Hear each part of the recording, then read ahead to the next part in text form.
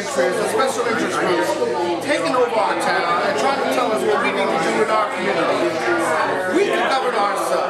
We don't need anyone to tell us what we need to do. I'm a lifelong resident here, and I love my city. I got my children here, my grandnieces, my grandparents, and my parents, and brothers and sisters.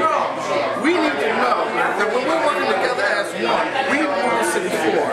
And people ask me, Don, got out and why are you running again? Well, you know what? I don't see progress. Now, if I truly felt that the incomes that were there right now was moving the city forward, as I've done in the past, I'll work with them. Tell them, as I've done. But for some reason, you have combat. You have the council fighting the council, council fighting the mayor, mayor fighting the council, and nothing's getting done. I am proud of my family. When I was in the city council, we moved the city forward. We were going forward. Some might even say we're going too fast. We had development going on. We had shared services going on. I had to sign a shared service agreement with the Board of Education on a handshake, which saved the city millions of dollars when they have to have any kind of outside personnel that'll take care of our services for computers in the city of Plainfield. We need to explore our transfer station. Now everybody's out, you hear people talking about, oh, let's get rid of the PMUA.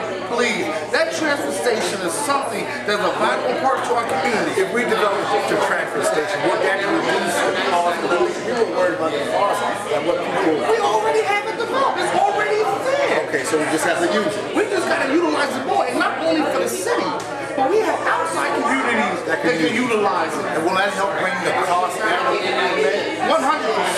You know, what happens with the PMUA, and if the rate comes in, all right, and you have a lot of the sewage that goes out, and they have the transfer station going to Carson as well as going to the Plant Railway. Sure. What happens is now, if we can have other communities utilize our transfer station, that means it's more employment for our city. That means it's more income coming in. That means it lowers our banks. Now, will I tell you, will it ever lower streaming? No, but it'll stabilize to the key. And if you get another community and you take over their transfer, you take over their garbage pickup, it will lower. You know, most people today now, they're starting to opt out for the people. Like me, I'm a single. I don't put my garbage out but almost once a month. You know, I mean, I actually roll a garbage can to the curb once a month. I wouldn't do it there because it's just, and I'm hardly home and everything, always traveling and stuff like that. So I don't have much garbage. Twice a month would be good for me. People are opting out of people. They're going to private garbage. Years ago. What can PUMA do, or what should they do to go after that business? Well, they need to refocus their strategy. Okay, they need to refocus their strategy. Now, I'm not saying that the PMU is the greatest thing since sliced bread. Yes, there's some management details that definitely have to be addressed.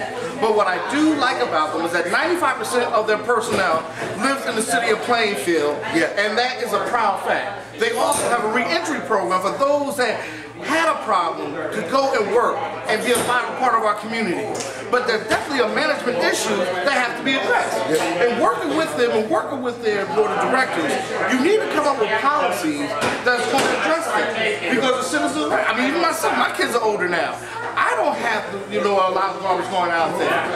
But we also want to get about the shared commitment. But I tell you what, I think the city is much cleaner than it was 10 years ago. And listen, I agree with that also. I actually told PMA that a few years ago that the city is much cleaner than it was years ago. We didn't know which way it was going at only the private pickup. But the idea is it was quite costly on the residents. And people are starting to opt out of Plainfield all the way.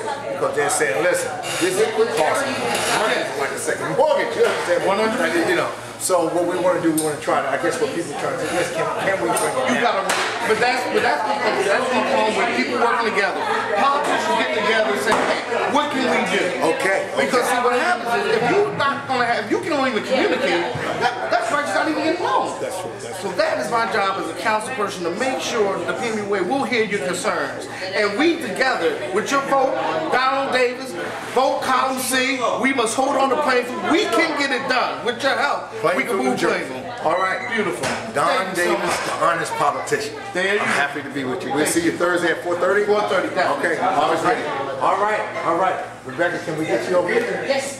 I'm so sorry I wandered into the middle of your